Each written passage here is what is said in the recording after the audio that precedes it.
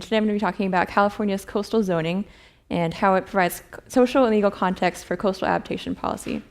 This past summer, I was an intern at Stanford's Center for Ocean Solutions, working with Lisa Wedding, Eric Hartshee, and Jesse Reiblick, as well as Greg Rudis, who is now at Audubon, and here today at the forum, on this project that has been going on for multiple years, working to integrate coastal vulnerability modeling into land use planning.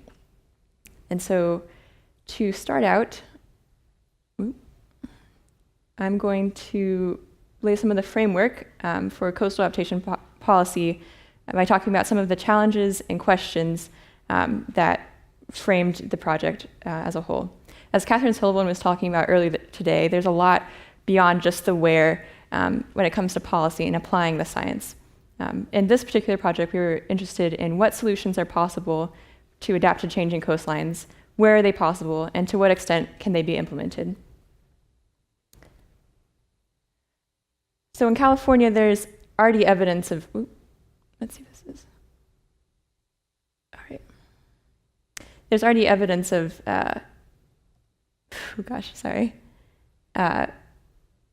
climate change affecting the coastlines. Just in the past couple of years, there has been more inundation and erosion in coastal counties. For example, coastal flooding in Santa Cruz County in 2014, as well as erosion and coastal squeeze in San Mateo County earlier this year. So to address these issues, COS has been using two spatially dependent lenses to evaluate the problem. First is what strategies are feasible in a given location.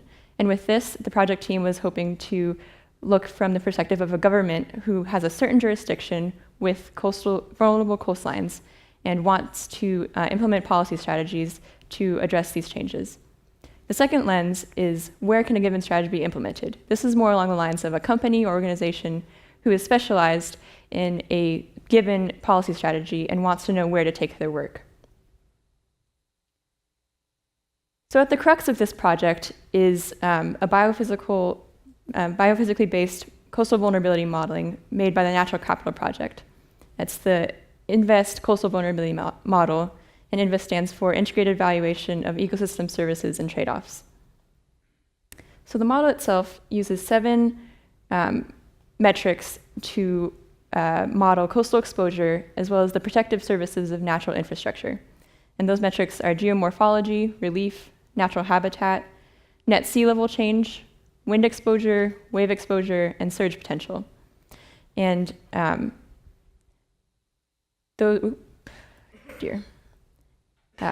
those metrics provide a good basis for the project, but it doesn't go quite far enough. And a lot of organizations have carried out similar models about coastal exposure. What differentiates COS's project is that it takes into account the legal and social context so that it's more applicable to policy. And that's where I spent a lot of my time this summer. The goal of my work was to link the legal structure in the form of zoning ordinances to the INVEST model outputs so that policymakers could make the informed decisions. And, zoning is only one of several enabling and limiting conditions for coastal adaptation, and if you're curious about more, I will refer you to this paper from my colleagues at COS published earlier this year. So, my process in the zoning work had 3 general steps. First, I acquired geospatial data, which was rather challenging. Not all jurisdictions have the resources to make geospatial data sets for their zoning ordinances. For example, in Del Norte County, at the far north of California, they don't have any geospatial data sets for this information at all. After that, I sorted zoning designations from individual local ordinances into generalized categories. Local ordinances contain anywhere from 5 to more than 100 zoning codes, so it took quite some time to parse through what the ordinances were trying to say and figure out where they could be, how they could be best described in a general way. The generalized categories were developed in conjunction with the California Coastal Commission and include residential areas, commercial and industrial areas, agricultural areas, parks, open space, and public land, and then special use and uncategorized. Finally, once everything was categorized into these general categories, I merged all the local data sets together into a statewide layer to provide comprehensive coverage for policy decisions going forward. And the output looks somewhat like this. This is a map specifically for Santa Cruz and San Mateo counties showing the different zoning codes within California's zoning coastal zone. An important distinction here is that California's coastal zone is an area determined by the California Coastal Commission under the Coastal Zone Management Act, which is a federal statute, whereas zoning designations are individual and specific to local jurisdictions and are under local ordinances. So at the end of my time this summer, I got 93% coverage of the coastal zone, which was definitely built from 0% up and not 100% down because there were data gaps and also some lingering questions about what individual zoning codes meant. All right. And now that we have both the biophysical InVEST model outputs and the legal data, it's ready to be used by local planners in real-time decision-making. The main product of this project is an online map viewer that Greg Rudis is designing that shows the different policy strategies that are possible in a given area based on the combination of biophysical and legal and social information. For example, in this screenshot, it shows the possible areas along California's coast where dune restoration projects could be implemented.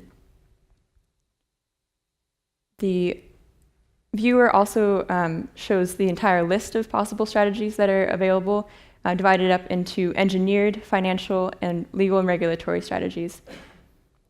Moreover, when the strategies are hovered over, another pop-up comes up showing more details of the trade-offs and considerations that should be kept in mind as policy makers are going forward with these decisions.